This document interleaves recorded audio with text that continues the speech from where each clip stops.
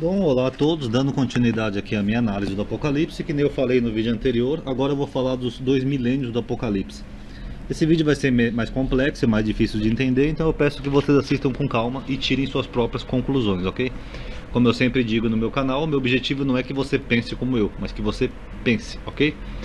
Conforme nós vimos no capítulo no vídeo anterior, o dragão se irou contra a mulher e foi fazer guerra contra os descendentes da mulher. Quem são os descendentes da mulher? Os judeus. E os que guardam os mandamentos de Deus. Quem é que guarda os mandamentos de Deus? É os judeus. Os judeus vivem sob a lei até hoje.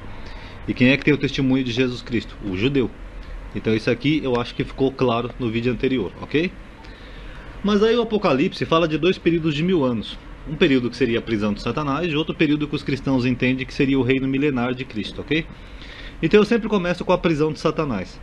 Ele prendeu o dragão, a antiga serpente, que é chamado Diabo, Satanás, e amarrou por 1000 anos, e lançou-o no abismo, e ali o encerrou, e pôs selo sobre ele, para que não mais engane as nações, até que os 1000 anos se acabem, e depois importa que seja solto por um pouco de tempo. Aqui você pode ver que nações é no plural, que mostra aquilo que eu falei no vídeo anterior, que esse anjo da morte, vamos chamá-lo assim, ele sempre vai incitando as nações contra a mulher, contra os descendentes da mulher. Mas aí, num breve período de tempo, segundo aqui o Apocalipse, ele seria preso por 1000 anos, ou seja, seriam 1000 anos em que os descendentes da mulher teriam paz, eles não seriam perseguidos pelo dragão. A tradição judaica, para quem não sabe, ela tinha uma profecia também anterior a Cristo, que já falava sobre isso, uma profecia rabínica, de que os judeus também teriam 1000 anos de paz, exatamente na Polônia. Eu vou colocar um trechinho do vídeo para vocês verem. Existe uma lenda interessante. Polônia, em Yiddish, é Poilen. Em hebraico é Polin. Quando você escreve a palavra Polin, você escreve assim. Podemos escrever assim, Polin. Vou talvez escrever com letras capitais, Polin. Existe uma lenda que diz que você pode pegar esta palavra Polin e dividi-la em 2. Em hebraico significa Polin. Aqui você vai descansar. Havia uma tradição antiga judaica que os judeus vão descansar na Polônia 1000 anos. Não mais. Polin. Aqui você pode deitar um pouco. Você não vai ficar para sempre lá. Você pode colocar a cabeça um tempo. A tradição era 1000 anos. Polin. Aqui você vai descansar. E realmente o judaísmo polonês acabou mais ou menos 1000 anos depois. Ok, como deu para ver, a Polônia era um centro para onde começaram a migrar todos os judeus da Europa, porque na Polônia eles tinham paz. Eles iam para a Itália, eram perseguidos, iam para a França, eram perseguidos e mortos, iam para a Espanha, eram perseguidos, iam para Portugal, eram perseguidos. Então os judeus começaram a migrar em massa para a Polônia, porque na Polônia eles tinham um pouco de paz, porque coincide com a antiga profissão rabínica. E o período que eles tiveram paz lá coincide exatamente com a profecia que dizia que o dragão, ou o anjo da morte, que incitava as nações contra o povo judeu, seria preso por um período de tempo de 1000 anos, ok? E aí, acabando os 1000 anos, Satanás seria solto da sua prisão, ok? Agora vamos falar um pouco do reino milenar de Cristo. Existem várias divergências na interpretação disso. Os futuristas, tanto os pré quanto os pós-tribulacionistas, eles acreditam que quando Jesus voltar, ele vai reinar por 1000 anos. Alguns acham que primeiro vai ter um arrebatamento da igreja, antes da tribulação. Outros acham que primeiro tem a tribulação, depois um arrebatamento da igreja. Mas seja como for, eles coincidem em achar que quando Jesus voltar, ele vai ter um reino de 1000 anos, ok?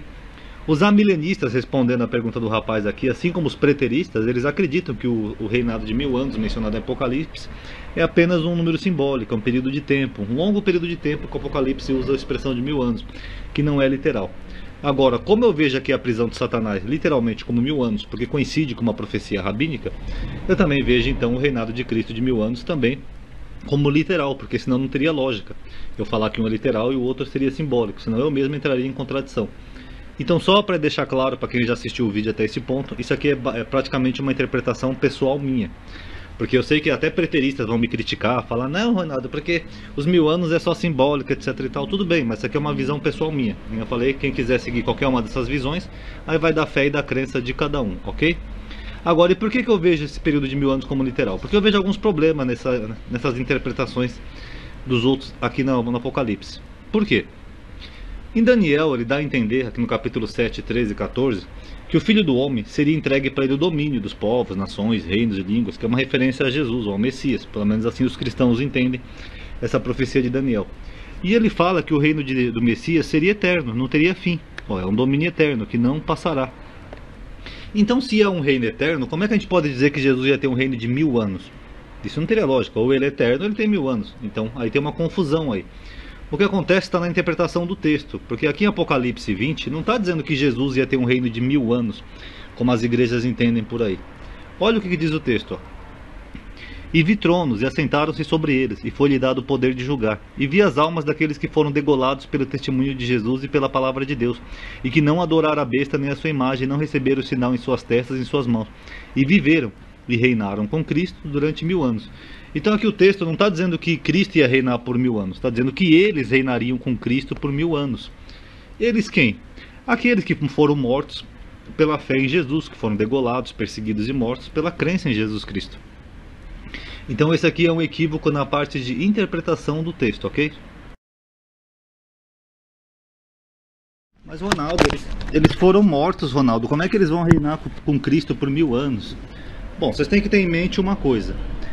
O reino de Cristo espiritual é a igreja.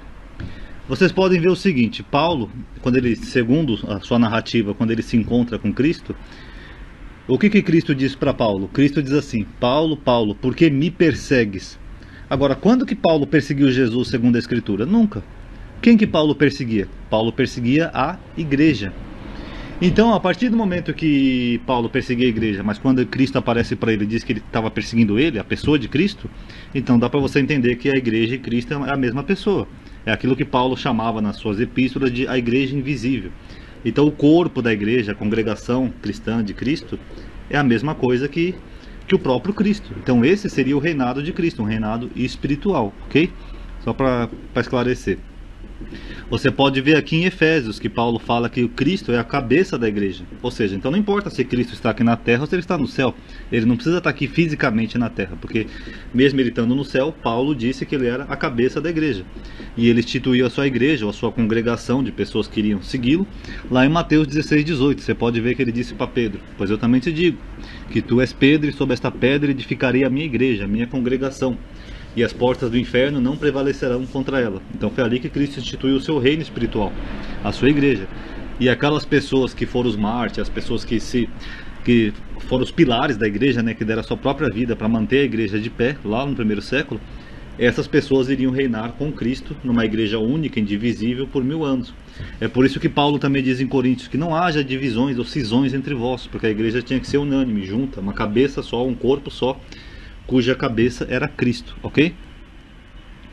Aí continuando, a igreja ela foi unânime, ela continuou sendo uma igreja una, indivisível, pelo menos na sua origem, no seu começo, ok? Mas quando que começa exatamente o reinado dessas pessoas aqui que reinaram com Cristo?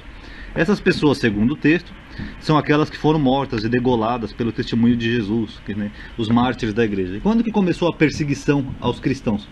Porque a igreja começou um pouco antes, começou aqui em Mateus 16.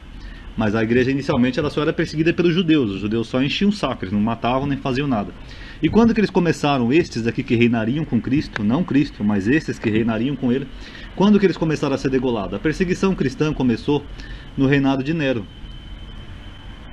Nero, segundo a história, vocês podem ver em qualquer site de história, Nero era considerado pelos cristãos como a besta do Apocalipse. Nero assumiu o poder em outubro de 54 depois de Cristo, no ano de 54. E antes de Nero já tinha alguns conflitos entre cristãos e romanos, mas até então não era tão importante. Mas como os cristãos foram cada vez mais crescendo, cada vez mais ficando numerosos, esse conflito foi aumentando e chegou ao seu ápice no governo de Nero, que era chamado pelos cristãos de a besta. Inclusive o nome de Nero dá 666 no hebraico e 616 no grego, que é os dois números da besta, ok? Aí os historiadores são unânimes a dizer que Nero botou fogo em Roma. Como um louco, né, ele tocava a sua harpa, né, enquanto a cidade se inspirava. E o que Nero fez? Ele começou a culpar os cristãos pelo incêndio de Roma. Então foi a mais ou menos aqui que começou a perseguição e as barbaridades contra os cristãos. Ok? Vocês podem ver no texto, eu vou deixar o link desse site aqui no blog, aqui embaixo na descrição dos vídeos, vocês podem ver. Aqui tem todo detalhado, tal, as partes dos historiadores, tal, uma parte histórica que vocês vão ver. Então aqui começou praticamente, nós podemos dizer, o reinado desses, não de Cristo, mas o reinado desses que reinariam com Cristo por 1000 anos. E quando que terminou esse reinado? A igreja que até então era unânime, e foi responsável pela grande expansão do cristianismo em toda a Europa, em todo o mundo, até em parte da África e do Oriente Médio, a igreja começou a se dividir exatamente 1000 anos depois. No ano de 1054, vocês prestem atenção nessas datas. Aqui, em 54 começa o reino de Nero, né, da besta. Aí no ano de 1054 começa o que na história da humanidade? O grande cisma do Oriente. Quando os papas, a igreja ortodoxa começou a se desentender com os papas da igreja do Ocidente, a igreja então teve um grande cisma. A igreja se dividiu em duas, entre a igreja apostólica romana e a igreja ortodoxa.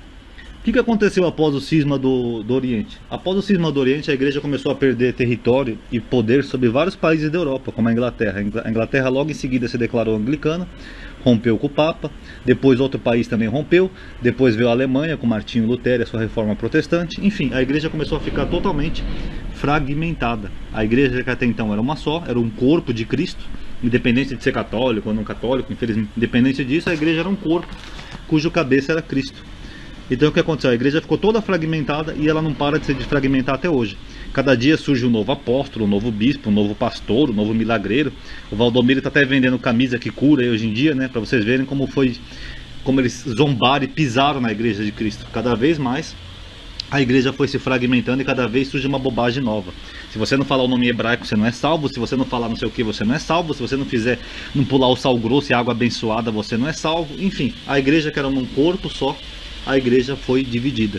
Eu sei que muitos não vão gostar desse vídeo, principalmente evangélicos. Alguns vão até dizer: Ronaldo, mas a igreja fez as cruzadas. Se não fosse as cruzadas, filho, todo mundo hoje em dia se chamar Mohammed ou Ahmed, porque as cruzadas foi uma resposta ao ataque do Islã na Idade Média. Pesquisa na história que você vai ver isso. A Europa era dominada pelo Islã, os muçulmanos invadiram a Europa. Se não fosse as cruzadas, hoje em dia talvez todos nós fôssemos muçulmanos. E por fim, para finalizar, depois desses 2 períodos de 1000 anos, quando Satanás é solto, que eu já mostrei aqui acima, Satanás é finalmente solto da prisão, volta às perseguições aos judeus, que foi exatamente o que aconteceu logo depois que os judeus tiveram 1000 anos de paz na Europa. A primeira grande perseguição aos judeus foi com os russos. O czar mandou exterminar milhares de judeus. Em 1881, o assassinato de Alexandre II leva seu neto Nicolau ao trono. Ele será o último czar, anunciando um tempo de revolução.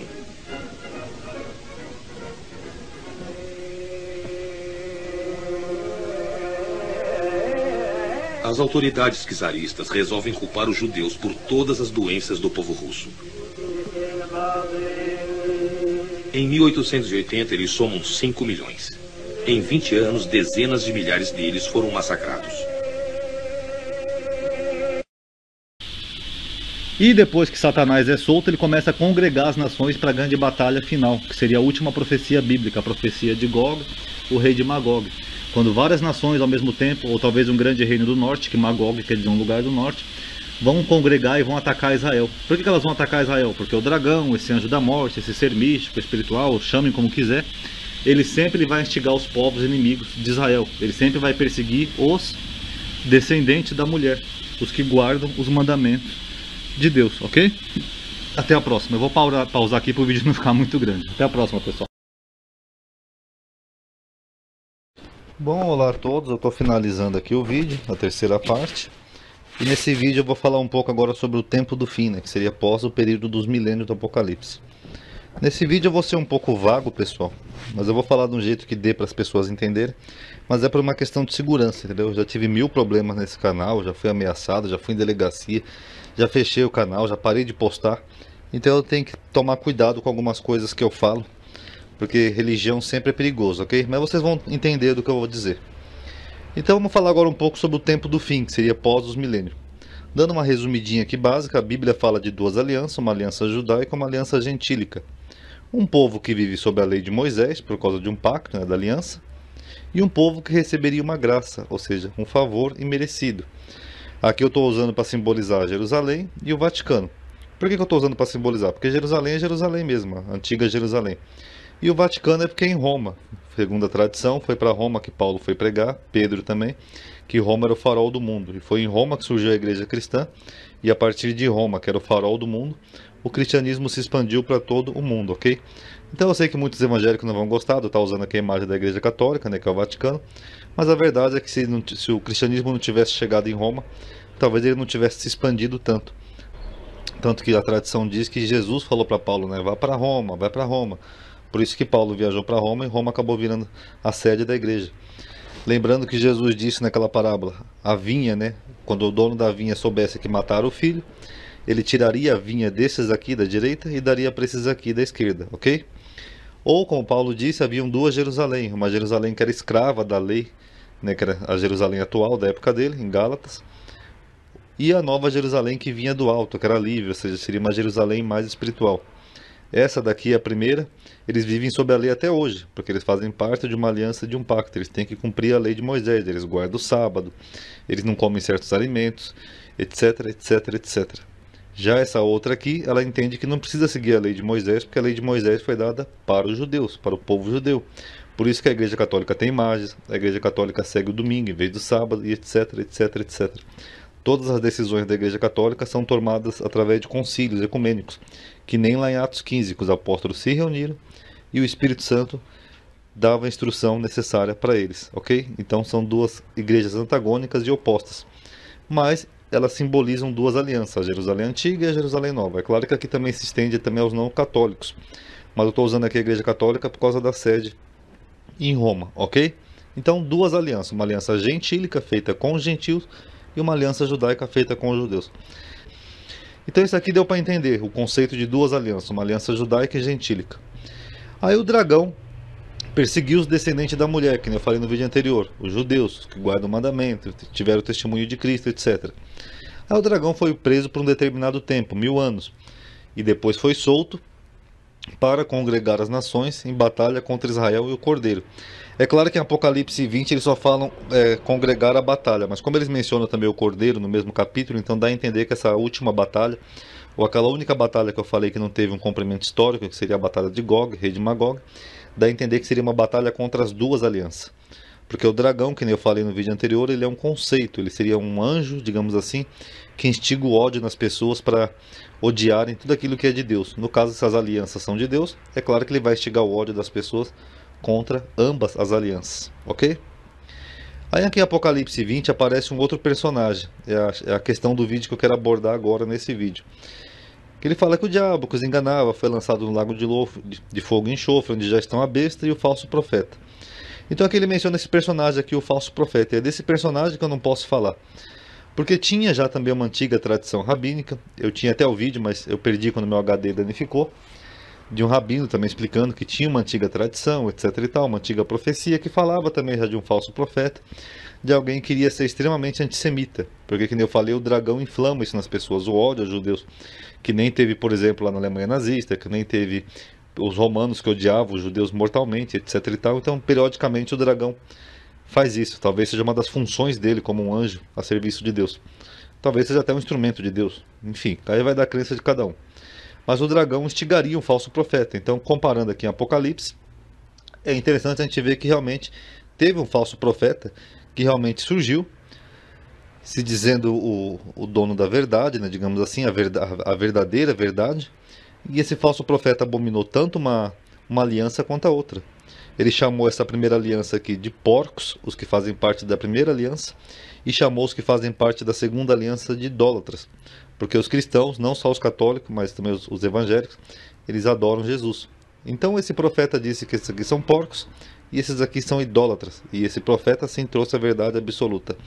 Então eu não vou dizer quem que é esse profeta, quem também já souber quem é, por favor não comente aí nos comentários, para não causar mais problema no meu canal que já teve. Mas eu recomendo que vocês façam uma pesquisa histórica. Vem lá pelo 6º século da humanidade, pelo século 6, que vocês vão entender de quem eu estou falando, ok? E por que eu estou falando desse falso profeta nesse vídeo aqui? Nessa finalzinho desse vídeo? Porque a Bíblia fala de alguns sinais do tempo do fim. Se a gente for seguir o preterismo, no meu caso o preterismo parcial, entender que ainda falta a profecia de Gog, o rei de Magog e tal, que iria congregar as nações, então tem alguns sinais que daria a entender que essa batalha de Gog só aconteceria pós esses sinais. O primeiro sinal seria após os milênios, porque, como eu falei nos outros dois vídeos, o Apocalipse fala de 2 períodos distintos de 1000 anos, então não ia acontecer a batalha de Gog antes de acontecer primeiro esses períodos de 1000 anos. Você pode ver em Apocalipse 20 que o diabo só é solto depois que termina os 1000 anos, ou seja, os milênios.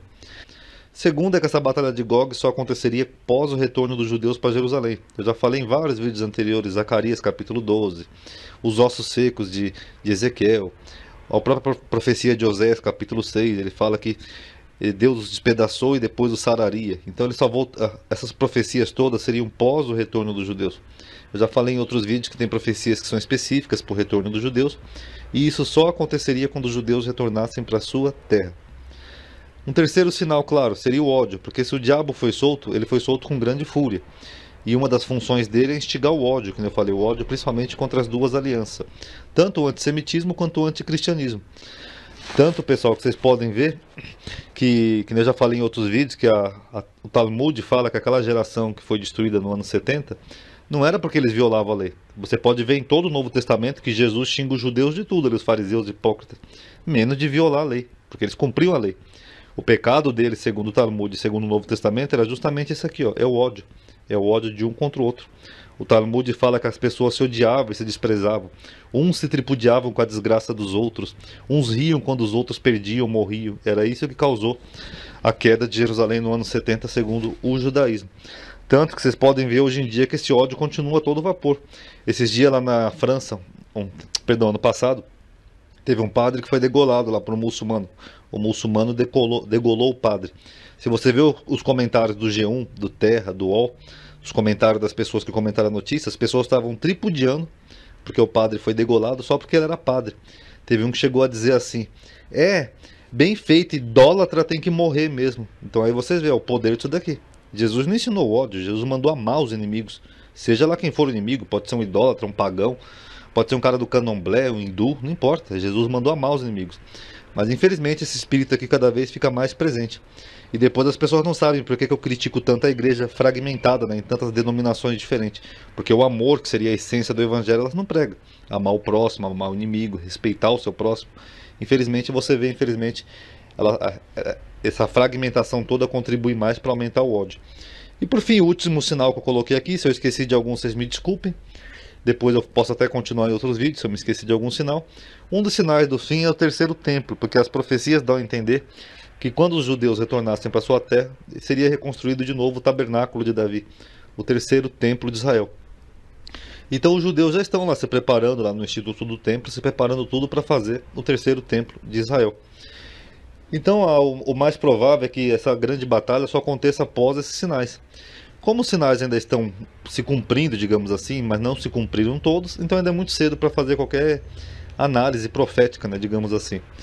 Mas essas aqui é as pistas que eu dou para vocês, entendeu? Quando houver o terceiro templo, aí sim a besta o dragão vai congregar as nações junto com o falso profeta. O falso profeta já morreu, mas ele também é só uma figura de linguagem. Junto com o falso profeta, ele vai congregar as nações para tentar fazer finalmente a batalha de Gog contra Israel. Aí sim seria a última batalha, né? A batalha de Ramegido. E aí sim, segundo a tradição judaica, o próprio Deus iria intervir nessa batalha. Segundo os cristãos, seria o retorno de Jesus, porque Jesus protegeria Israel. Até porque a Bíblia fala, em Zacarias 12, que já Israel habitaria segura, né, quando os judeus retornassem. Enfim, aí eu deixo a critério de cada um. Vocês façam suas análises, analise esses capítulos na Bíblia, os vídeos anteriores, que eu tenho certeza que não vai ser difícil de vocês descobrirem sobre esse ponto aqui não, ok? Paz a todos.